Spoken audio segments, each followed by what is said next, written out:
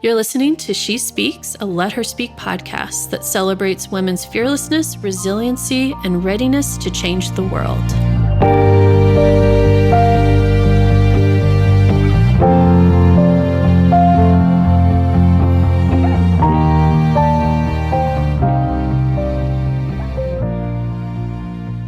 Welcome back to the latest episode of the She Speaks series. And for those that are just tuning in to us for the first time, I am Catherine Porth. I'm the founder of Let Her Speak. And throughout this second season of our podcast, we are bringing in women who are graduates of our Let Her Lead program and asking them to sit down and have a very real and authentic conversation with their coach or mentor that they were matched with throughout the program. In this episode, you're going to be hearing from Rainey Rawles, who's our recent graduate, talking with her mentor, Jasmine Newton. And this episode is especially for those of you who are entrepreneurs or thinking about becoming an entrepreneur and what it really is like mentally and emotionally to be in that space. Both Rainey and Jasmine are full-time entrepreneurs themselves. They do some amazing things in the space of creativity, photography, woodworking, and both of them have felt like imposters since essentially the beginning of their entrepreneur journey. They talk a lot about feeling ill-equipped and underskilled when it comes to being an entrepreneur and working in the spaces that they do. And part of that issue is that they feel that they don't have a voice or the reason behind talking about the things that they talk about to the level of being an expert because there's no institution necessarily vouching for them. It's them vouching for themselves, which is a very common feeling of imposterism when you are venturing out onto your own.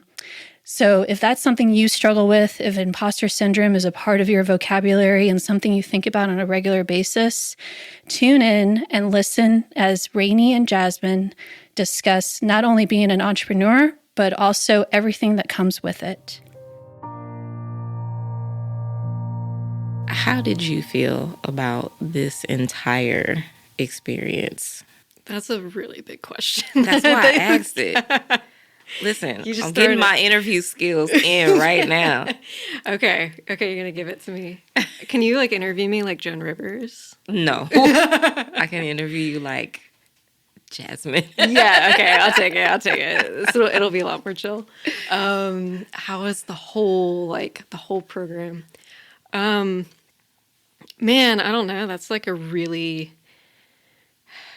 it's like a multifaceted question, right? Because there's so many components, right? There's the mentorship aspect, and that's the relationship that you and I had. Mm-hmm.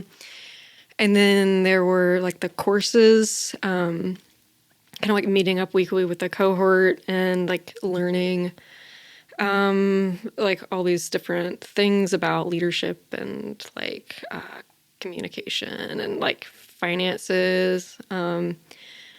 And then there's this kind of other aspect of developing I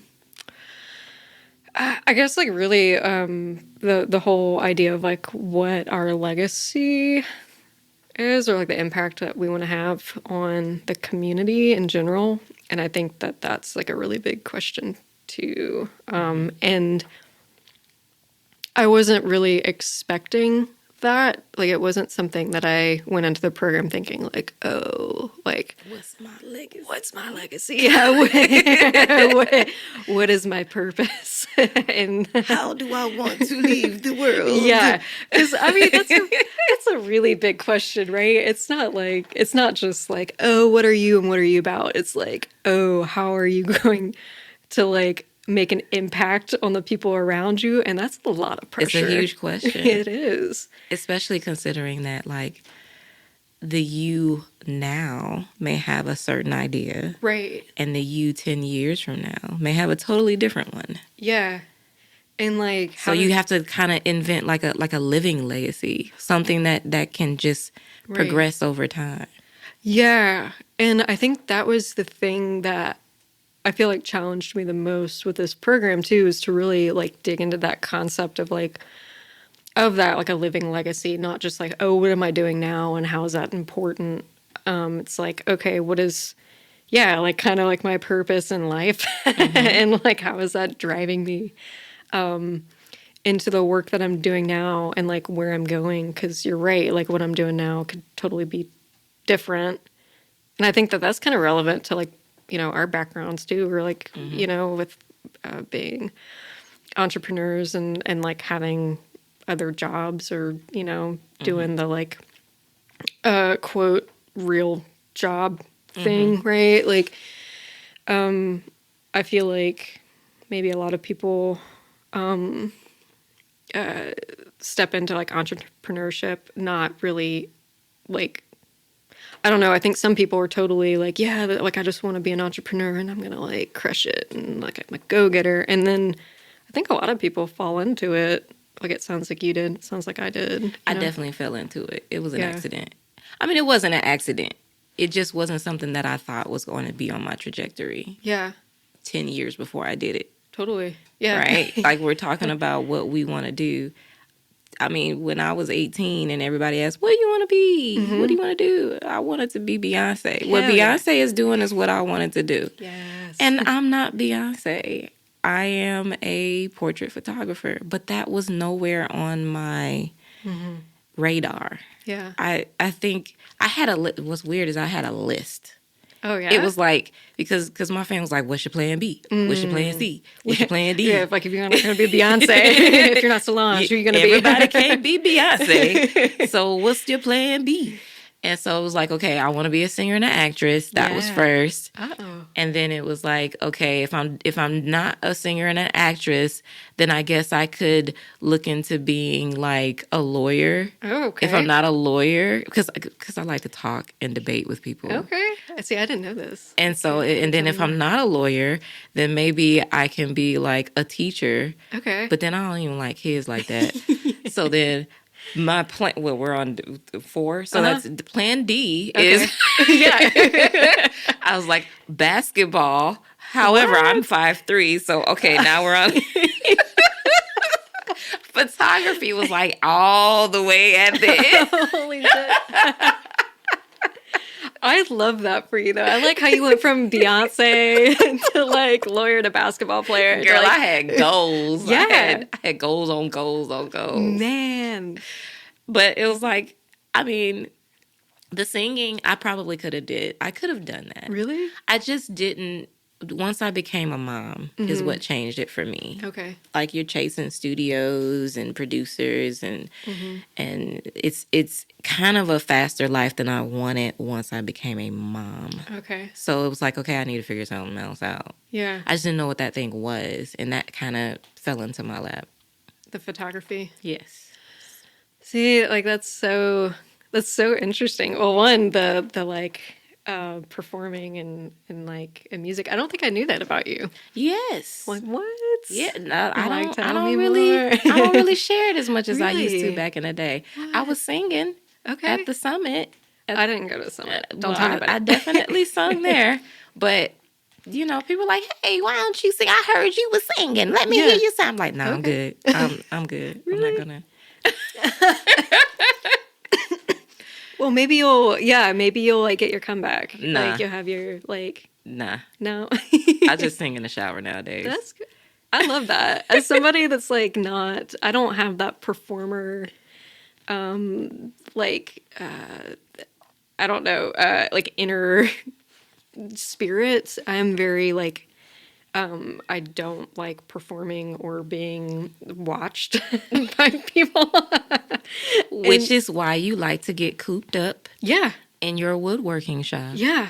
Yeah. Cause I don't, and be to yourself. yeah, I don't have to have people look at me. We do things that fit us. That's all Yeah. this is. Yeah, that is true. Like you kind of gravitate towards the things that maybe not even like the hobbies or passions, but just the things that you like naturally kind of like. I think that's what makes entrepreneurship so it makes it something that people actually want to do. Yeah, that's true. Because you know, the other options, which is what in high school it was like. You got 3 options. You got college, you got the military, and then you can go straight into the workforce. Yeah. And all of those feel like a box.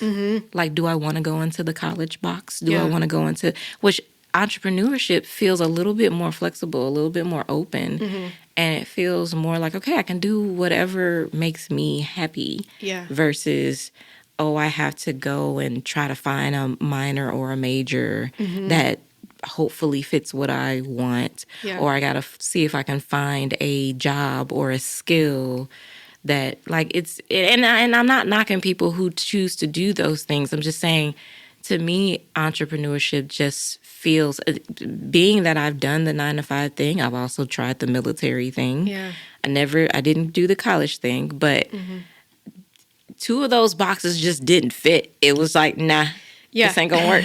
This is not gonna work. And entrepreneurship felt like I had a plethora of things that I could do. And the funny thing is, what I do now is most likely the thing that back then when I was in high school, if I would have said, yes, I'm going to be a portrait photographer. So I want to be like, okay, cool.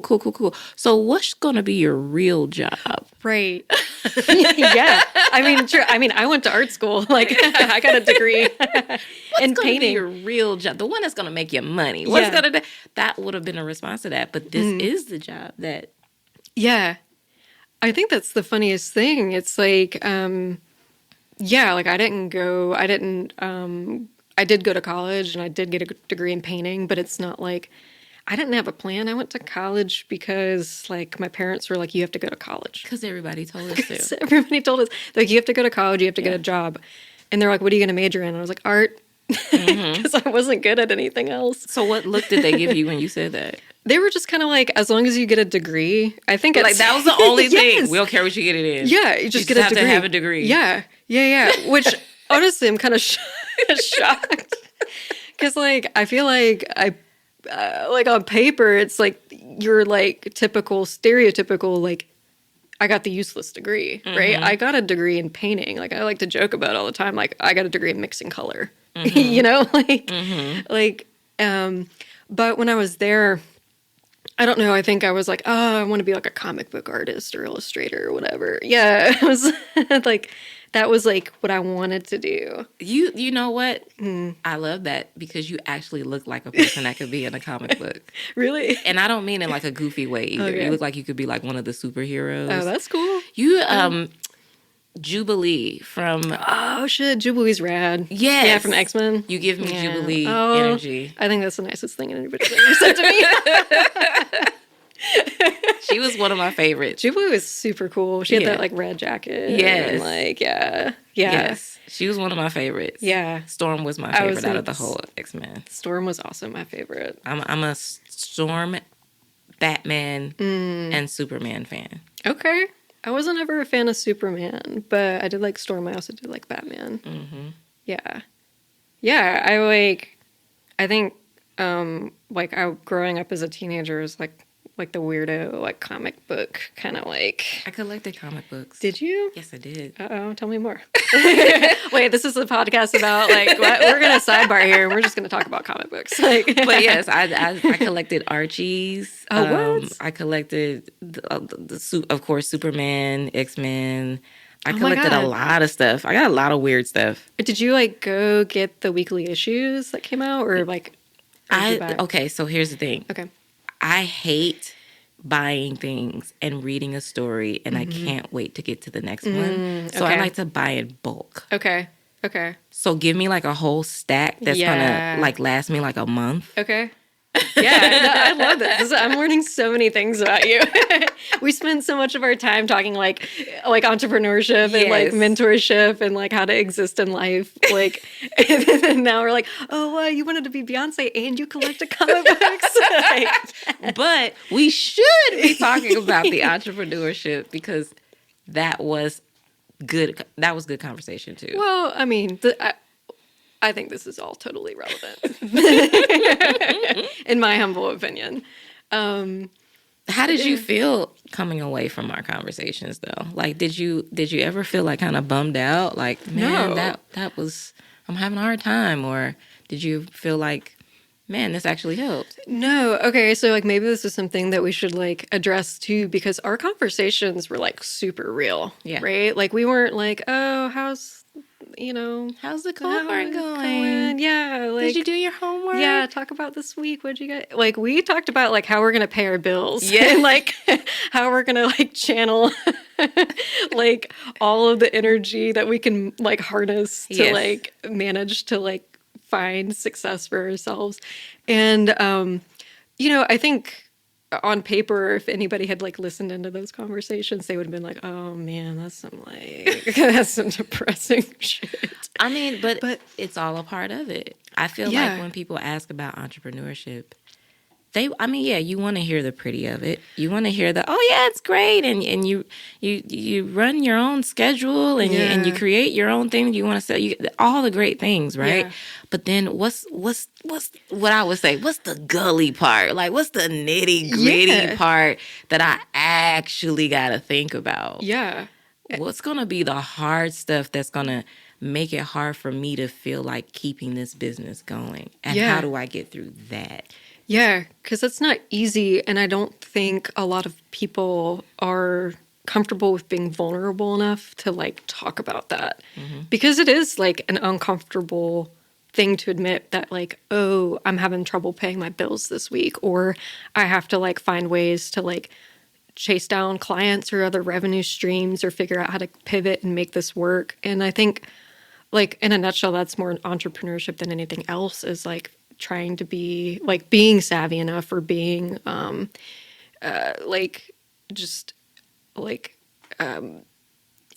some ingenuity about like how you're gonna continue to survive. Mm-hmm. And I don't know enough about being an entrepreneur, or like how people do it. Are they getting loans, or are they like asking for like loans from family and friends, or are they finding some way to like have an investor, or did they cash out their 401k, or do they just have like money they get from their parents or whatever? Like, I don't know. Like, I'm not in a position where I can like really have any of those things, right? So but the cool thing is you were willing to ask me those questions through our mentor calls. Yeah.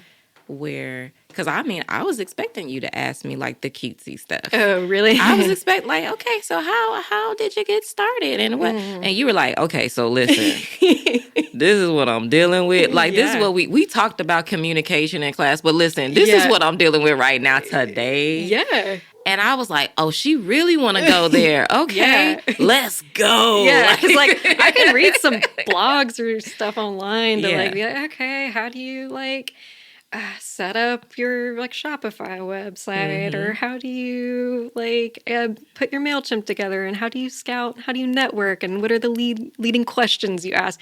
I don't care about any of that stuff. So the questions that you would ask me on those phone calls, they were very, very deep and vulnerable questions. Yeah.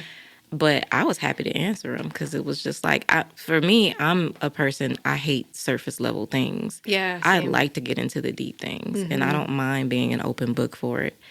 And were you surprised at how honest I was? A little bit, but not like, I don't know. I just like had this feeling that like we were both kind of riding the same wavelength on that. So I was like, okay, I felt comfortable enough asking you those questions, because I don't know, like, I guess I can, like, read some people, and I'm like, that's probably not going to be the, like, I don't know if I need to go there. I might, like, start opening a box that, like, won't be able to be closed. But I'm maybe a little bit surprised, but I was just so appreciative that you were willing to be that vulnerable and, like, answer those questions in a very honest way. I think also, too, like, that's what made me feel like you were such a good fit as my mentor, is because we could have those conversations and kind of be like just unfiltered about it. Like you could tell me, you could be real with me and not worry about like, I don't know, me having, oh my God, like, Jasmine said this. Yeah. Can you believe? And I'm like, nah. I'm about to get real with you. Like, Yeah. And I could say how I needed to say it, and I didn't have to worry about you being offended. Right. Yeah. I'm always, as I'm going through day-to-day life, I always feel like I'm doing some sort of filtering of myself because I'm a person that cusses. Same. I'm a person that likes to talk about the hard stuff. And everybody doesn't like to talk about the hard stuff. Everybody isn't ready for those vulnerable conversations. Yeah. So I feel like I walk day to day almost with a little bit of a lid on myself. Yeah. And so the fact that you were like, no, I want to hear everything. I was like, oh my God, this is going to be great. Yeah. It's going to be awesome. It was great. It like gave me flashbacks to like my therapy sessions where I'm like, oh shit. Like, it can just be like unfiltered. Yeah, like I really appreciated that. And it was interesting too because I would like kind of like I would absolutely look forward to, but also simultaneously dread a little bit our conversations. Oh no. Not because I was like, oh no, like I don't want to talk to Jasmine or like I don't want to get that real. But it like it was kind of the one time during the week where I was able to like kind of be unfiltered in that way and have to be more like introspective, right? I think part of the thing that I've noticed about being an entrepreneur too, it's like really sort of popped the lid off of like all of my chaos and like how I either avoid or cope through avoiding like things in my life by just constantly doing. And like it's easy as an entrepreneur to be like, oh, I just have so many things that I'm doing, right? I got to send these emails and I got to talk to these people and I have to do these tasks. And it allows me to not have to spend as much time being introspective about where I'm at. I can kind of just like turn everything into tasks and to-do lists. But like our conversations were like kind of the designated time to be like, okay, like you like time to really like tune into what's going on. And then I'm realizing like, okay. And there were sometimes I had to kind of give you a kick in the butt. Yeah. Oh, I remember that. And I appreciate it because nobody else would. You know, I think that's awesome. It makes like, you... what are you doing? Yeah. Like, why are we having this conversation like, again? shut up and do it. Yeah. And that's what I needed too, you know? Like, I think that's what made you a great mentor, at least for me specifically. You know, it's like, I don't need somebody to like sugarcoat stuff or like hold my hand. I need somebody to like tell me how it is. And like, you know, I think the constant mantra that I felt like I was saying is like, I'm so far up my own ass all the time. Like, and I just need to do the thing. So I think I really appreciated that and knowing that, you know, like your background and sort of like, I knew that you were empathetic to what I was experiencing too, right? It wasn't like somebody just like patronizing me to do the thing. 'Cause I don't like being told what to do. Like, I don't either. yeah. I think that Catherine did an awesome job in pairing us because we both seem to have fairly the same personality. Yeah. Because I don't like when people tell me what to do either. Yeah. Oh, it gets under my skin. Let me decide that. Don't tell me what to do. Yeah, exactly. And don't tell me what I can't do. Right. Because then I'm going to do it. I'm going to do it. If Yeah. it's the last thing I do, I'm going to do it. I'm gonna do it to because you spite said you. I can't. Yeah. So it's, and when it comes to when I was getting mentored, I needed the kick. Yeah. Because I'm a person, I will sit there and study Yes. and take in all the information Yes. and all the data. Yep. And I will learn everything I can possibly learn. And it's like, okay, so what are you going to do? Right. Oh, I'm working on it, but I still need to get more information. Not like, ready yet. It Yeah. would I wouldn't actually like go. Yeah. I have that what they call it analysis paralysis. Yep. I have that Yep. real bad. So can I relate. have to have my own foot up my butt. Yeah. I mean, that's good though that you like are aware of that though. I think that's a really hard thing to overcome. I think being an entrepreneur makes you aware of a whole lot of things. Yeah, that's true. So what do you feel like it's made you mostly aware of? Oh man. I think I was talking about this kind of recently. I think the thing that entrepreneurship has really highlighted for me is like how I guess like how vulnerable I am to self-doubt, you know, and self-criticism. Like when, so like my background a little bit was I got that painting degree and I got into woodworking, and I ended up working at Savannah College of Art and Design as a wood shop technician. And then I got a job at the High Museum of Art building casework, right?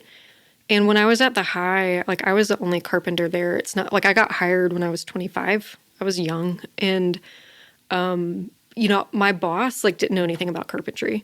They hired me and they're like, okay, you're going to build like the casework for the museum. I hope you know what you're doing, because we don't, and like, I did, like, I figured it out. I hadn't like really built pedestals before that, but I did it.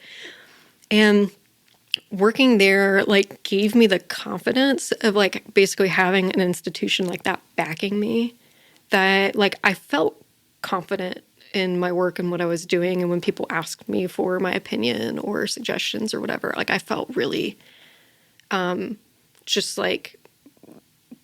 very like firm in my capabilities.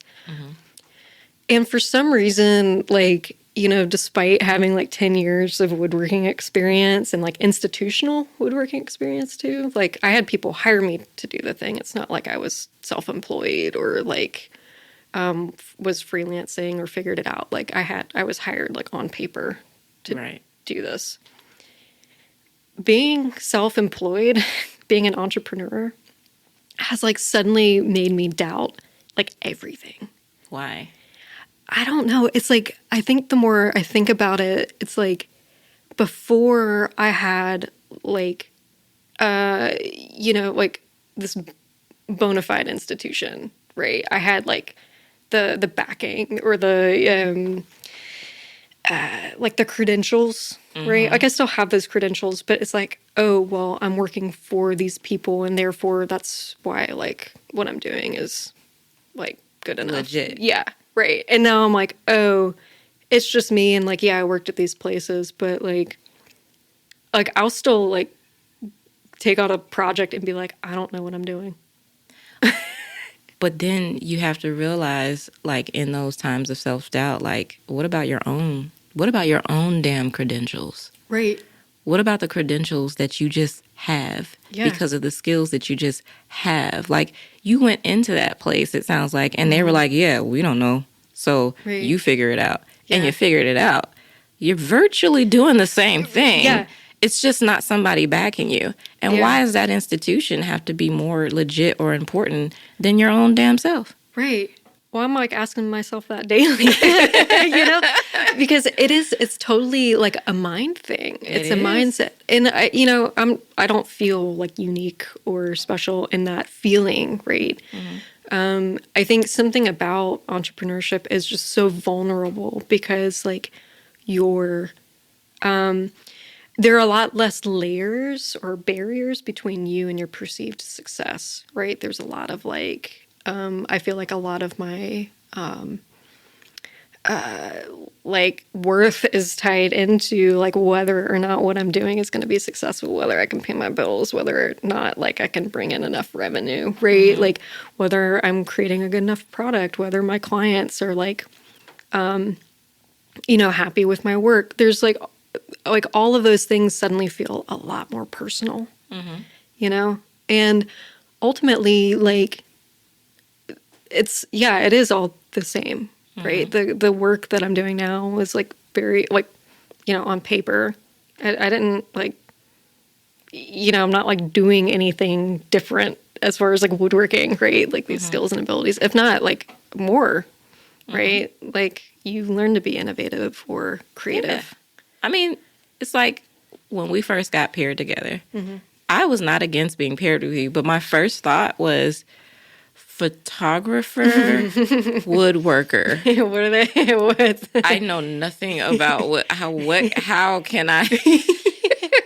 But like, did you sense any of that when we first started talking? Where it's like I have no idea what I can tell you, But No. we just worked it out. We just figured it out. Yeah. And that's what a lot of entrepreneurs are walking around here doing. Even the ones that are all over the place, acting like they know everything. Right. They are still figuring it out too. Yeah. Because people look at me and feel like, oh, you know all of it. And you, from our talks, you know, oh, she's still figuring her stuff out in certain areas. Everybody's got different levels of figuring things out. But that's all it is. And when you realize that, then, in my opinion, all question of whether you're good enough, whether you're smart enough, whether you can figure something out or not, like, you're just doing the same thing that everybody else is doing. That why can't you do it? Right. Like, why do you feel like this person can figure it out and you can't? Of course you can. Right. Yeah. Well, and I think too, something else that I've like really been kind of like wrestling with or thinking about is like, I'm constantly comparing myself to like the future me, right? The like where I want to be, right? Instead of like really practicing gratitude and acknowledging where I am and how far I've come. Right. You know, like, because like 18-year-old comic book illustrator Rainey, like, you know, like wouldn't have ever predicted that I would be trying to run my own business. Like, honestly, I would. Yeah. It's like, I never thought I would be running my own. Same. Yeah. But flip it. And that's something that I always told you. Yeah. Flip it. Right. So you're thinking about comparing, like filling up to your future self. Why not flip it and think, but your future self can't exist without you. Right. So it's really you and building all thes skills that you're building that's getting to that future. And it's still you at the end of the day. Like, what are we doing? Like, we're just getting too deep. It's still you at the but I mean, like, I think about my future self all the time. Yeah. She's a diva. She's in my head. Beyonce. She is snapping on me like, girl, what is you doing? Like, she does that. But she doesn't exist without the me that is here now. Yeah. And the me that is here now doesn't exist without the me that started the business almost 10 years ago. Yeah.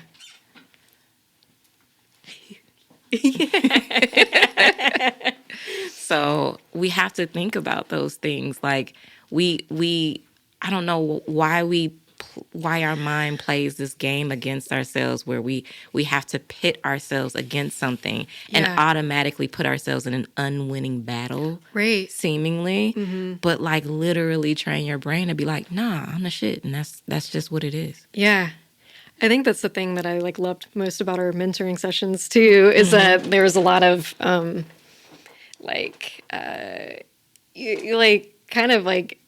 just stomping on the like self-doubts. Like, You got to. Yeah, and Show like, it who's boss. yeah. Period. And I think that's the most frustrating thing, at least too, when you're more self-aware of that doubt.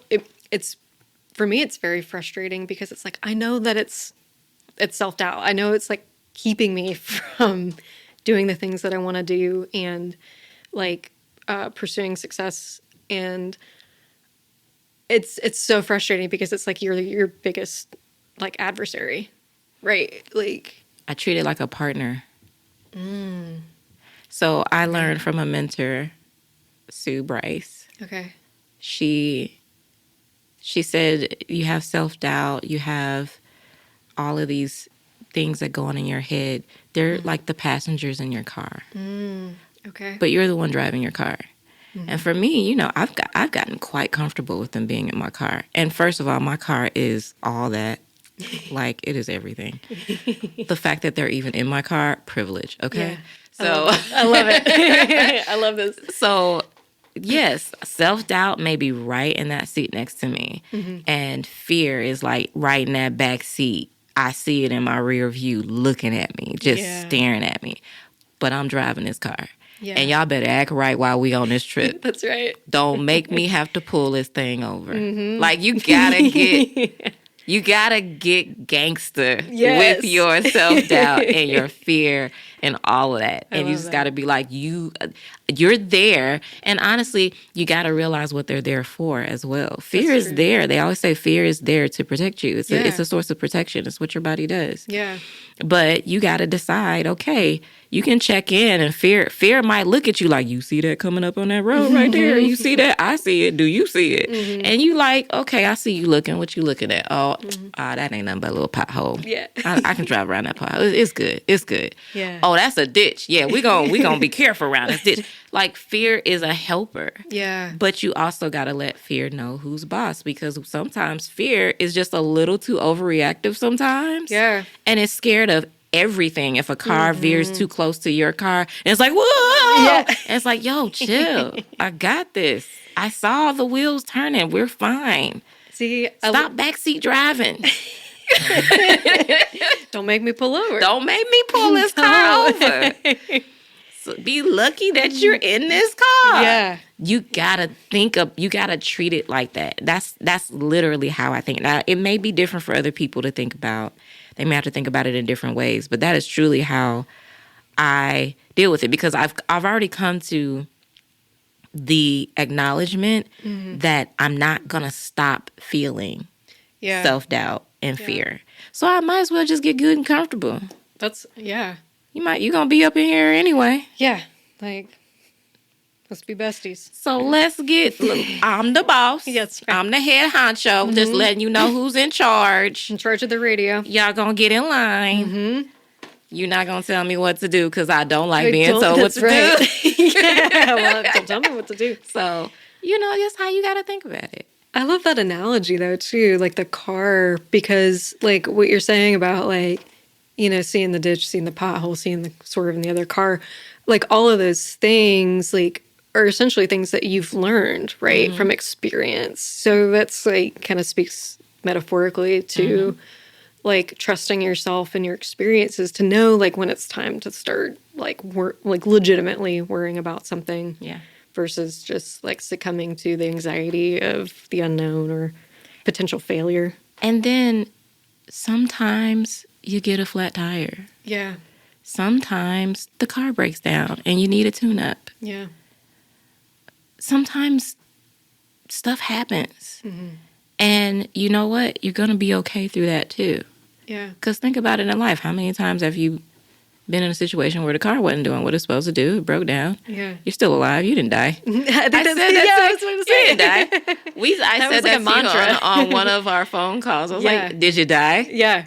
You're good, right? Okay. So, I mean, the worst case scenario is you die. Yeah. And then you're dead. So, like, and then you're not even worrying about it anymore. Like, so what's there to worry about? When you simplify it. Right. And you're like, especially when you're on the other side, like, think of all the worst possible things that you know that you've been through in your life. And look at you sitting here on the other side of it. Yeah. Looking all jubilee as ever. Right? Yeah. Come on. I think, that's really, like, a perspective check, too. Like, that probably, like, speaks to, like, our conversations, too, and how other people might think that they are super dark or depressing, where we're like, I mean, well, we're not dead, so I guess we're thriving. You always thriving. You gotta take it. You gotta take that win. It's a win. Yeah, it's a win. Win is a win. A win is a win. Like, I woke up today. Exactly. I'm like, still and sometimes here. that's all you. I've had days where I have been like just laying in bed, and I just don't have it in me. Even at the success that people see me at, like, I just don't have it. Yeah. And all I can drum up is one thing to do. And that one thing might be, I took out the trash. Yeah. Made my bed. I made my bed. But you know what? I did something. And you know what? On the days that I don't do something, give myself some grace. Give myself some time. Like, it's okay if I don't. That obviously means that I must have been working hard, or I must have done something that's just really exhausting. And my body is like, yo, I need a minute. Yeah. And be okay with that. Be okay with the days that you gotta stop. Be okay with the days that you can only do one thing and build it up to 1, 2, 3, 4, 5 things. Just be okay with the journey. It is part of the journey. all of it, the good and the bad. The good and the bad all work together for your good in the end. Yeah.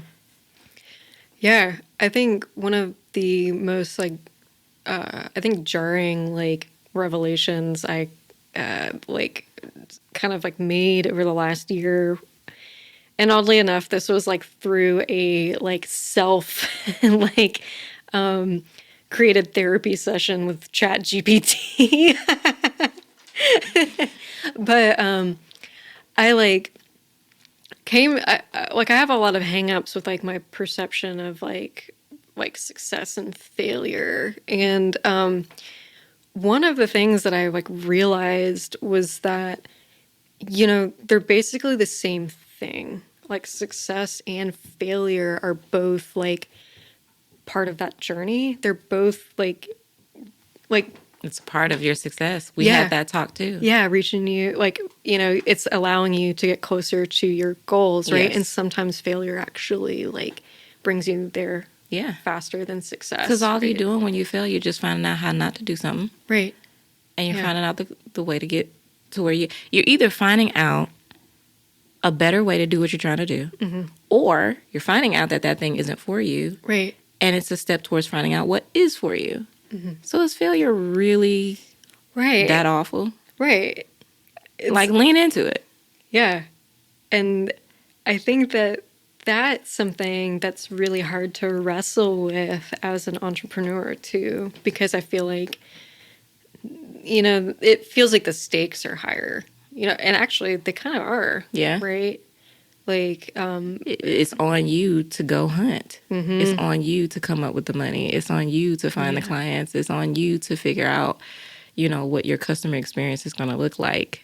You can't just, you can't clock in, and as long as you clocked in and clocked out, you got your money. right.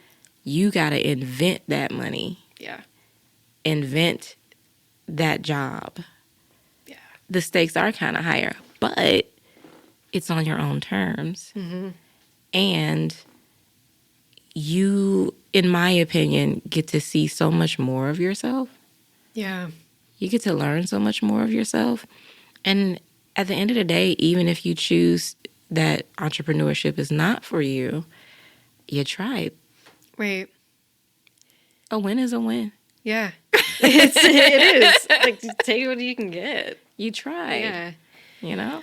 I also think too, like beyond just like financial success or survival, right?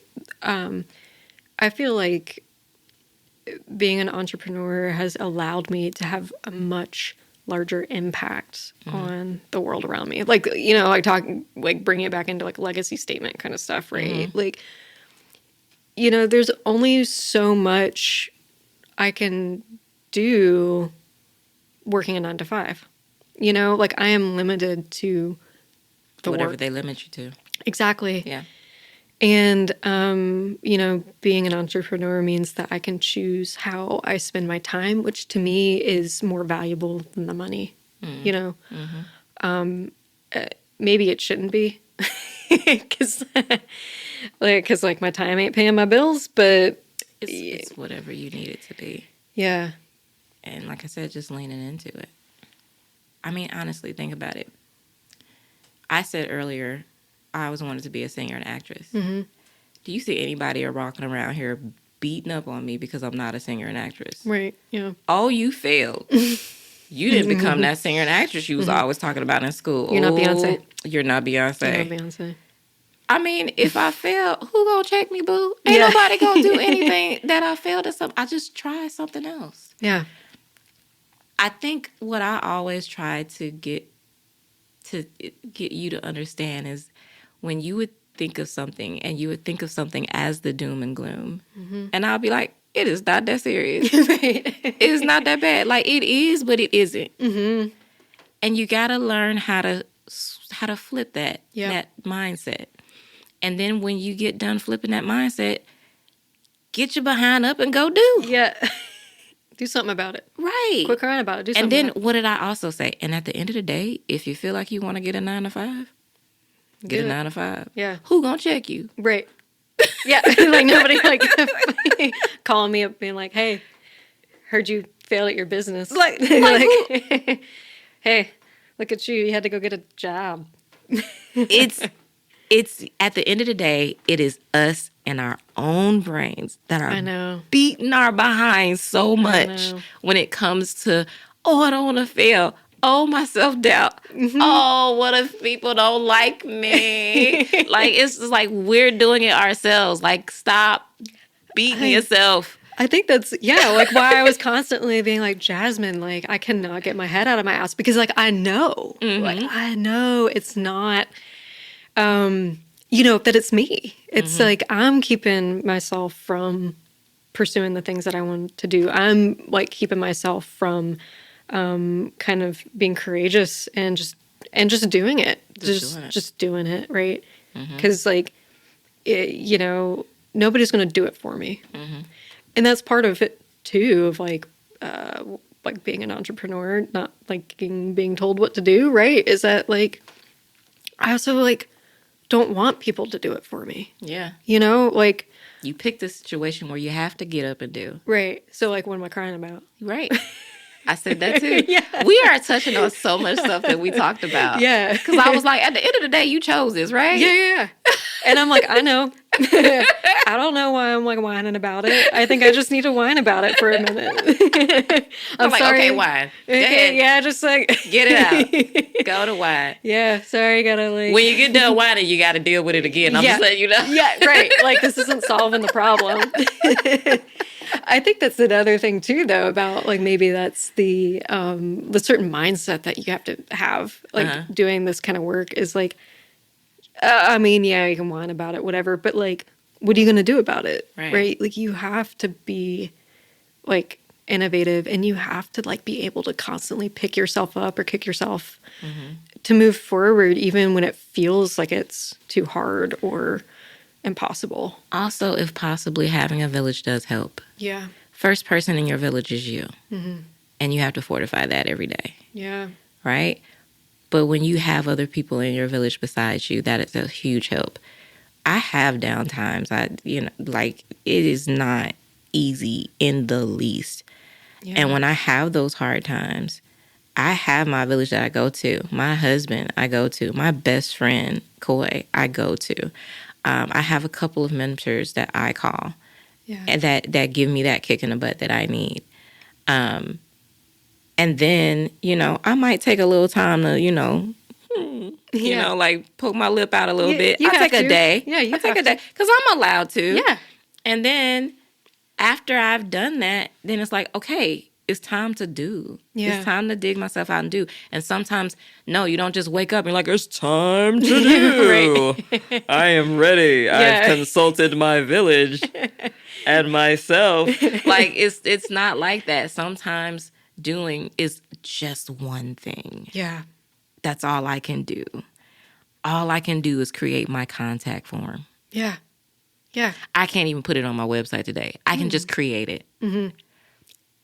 Just do that. Yeah. One step forward. All I can do is think about what my next campaign is going to be on social media. I can't even create the campaign.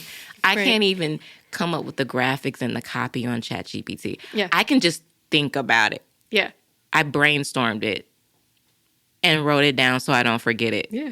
And the copy and the graphics and all that's got to happen on another day. Like, sometimes you can only do one thing and just do it. And after a while, you look up and those one things have built up into a mountain of things. Yeah. I think that's, like, the thing to constantly, like, remind yourself of is that, like, any momentum is momentum. And that no matter what, like, you're moving forward. Like, there are days where, like, I go into the wood shop and, like, for whatever reason, like, the cosmic energy just, like, I'm not riding that, right? Like, I am not riding that wave.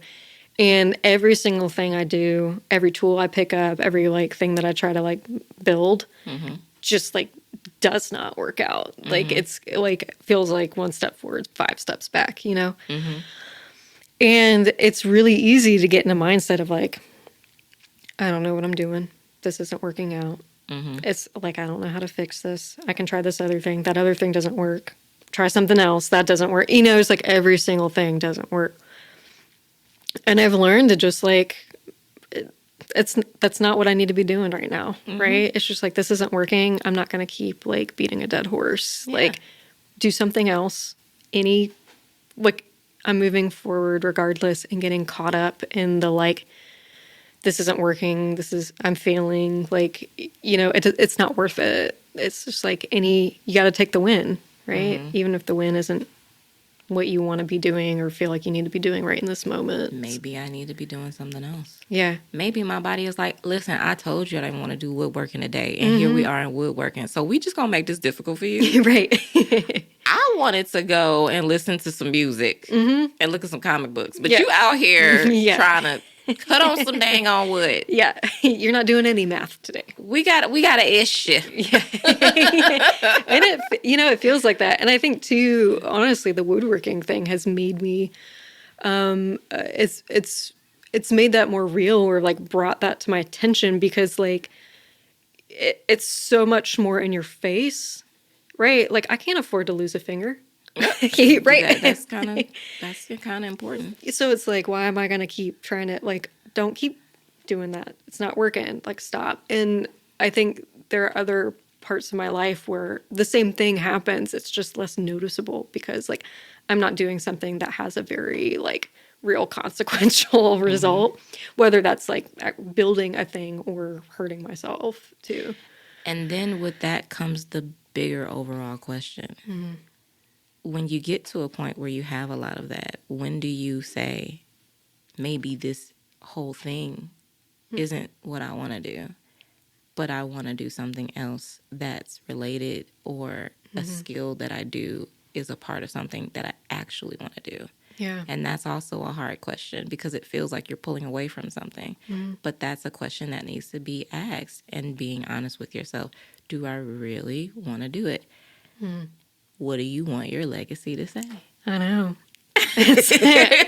I mean, it's very deep, right? Yeah. And I think for me, it's really challenging. And the kind of work that I'm doing, that I want to do, is like through like empowering others. I feel like for me, woodworking has been like a really big gateway to empowerment personally. Beyond just being like, oh, I can use a power tool, therefore like I can do anything, you know? But, you know, for me, like connecting with people, like being vulnerable with people, and like on like a really deep level, kind of like how you and I have been able to connect and share, you know, I think that's kind of what draws me into what I do. And like, I'm a creative person. Like I'm just naturally like, I have to be making things. So yeah, like right now, woodworking just happens to be like what I'm doing. But yeah, it could change. I think that it's worth like being open to possibilities, because I mean, it's a living legacy. Yeah, like I'm just here for the ride, man. Yeah.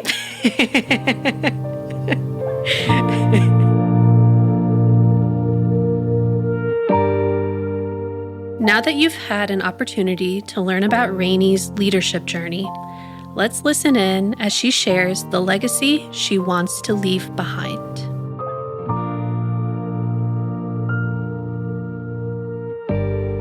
Are you feeling comfortable right now?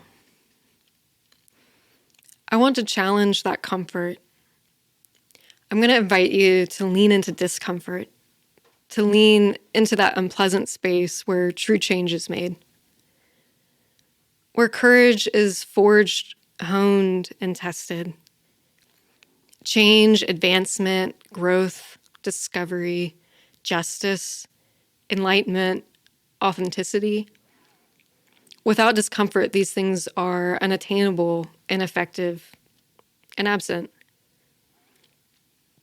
So I'm an artist by nature and a woodworker by trade. People are often surprised by this, not the artist part. I think they kind of figured that one out pretty quickly. But I'm often asked, how did you get into woodworking? And the question I hear in my head isn't the one that is said out loud. The question I hear is, how did a woman get into woodworking? Usually, I answer this question by listing my credentials, how I went to art school and got a degree in painting, how I had some great mentors and developed an interest in woodworking, got out of school, got a job as a woodshop technician at Savannah College of Art and Design, also known as SCAD, and landed a job as the carpenter for the High Museum of Art in Atlanta, and so on and so forth, and here I am.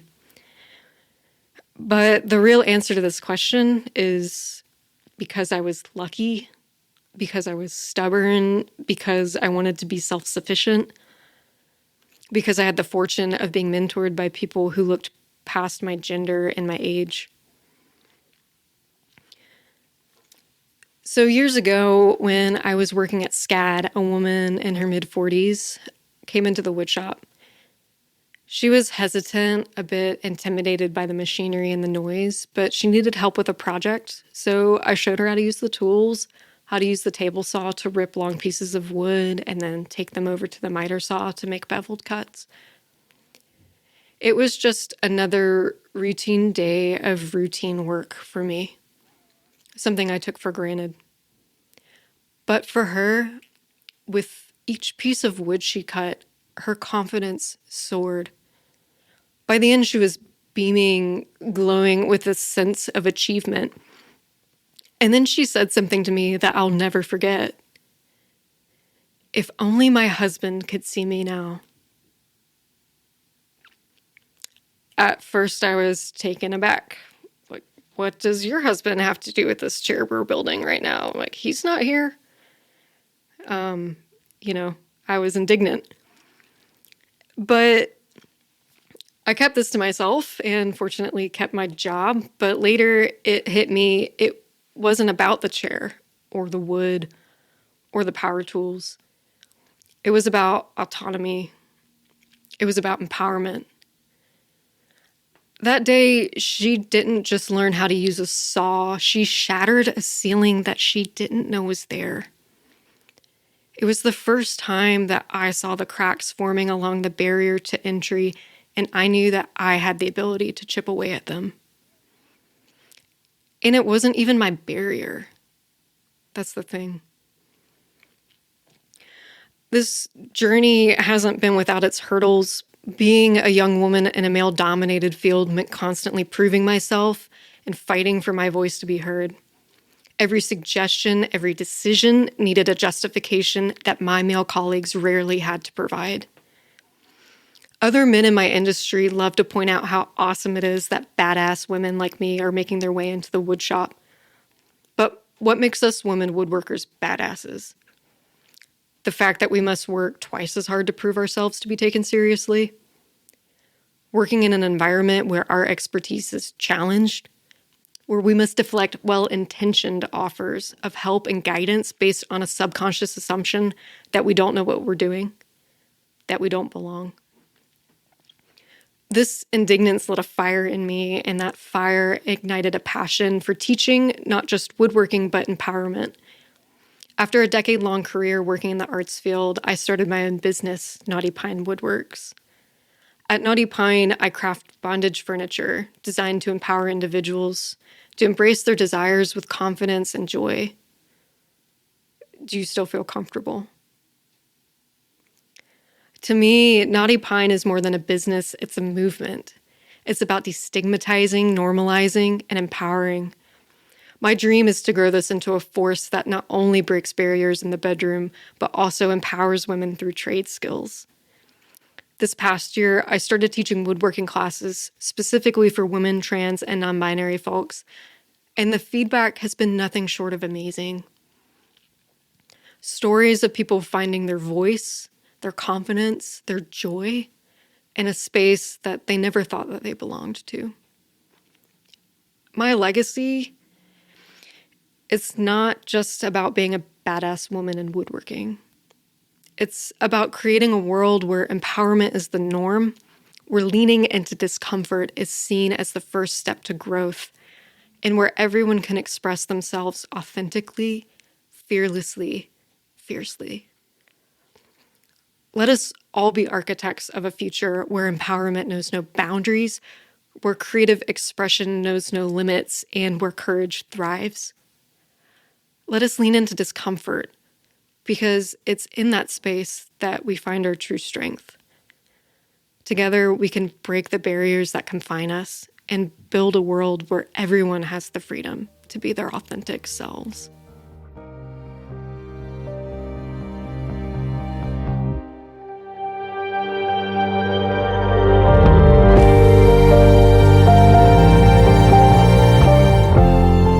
This episode of She Speaks is brought to you by our amazing partners at Shod Companies. She Speaks is produced, edited, and scored by the very talented Travis Tench at Oak Hill Audio. If you loved the episode you just heard and want to support Let Her Speak's mission of elevating real women's stories, don't forget to follow, subscribe, and share at Let Her Speak USA. Together, we will make our voices heard.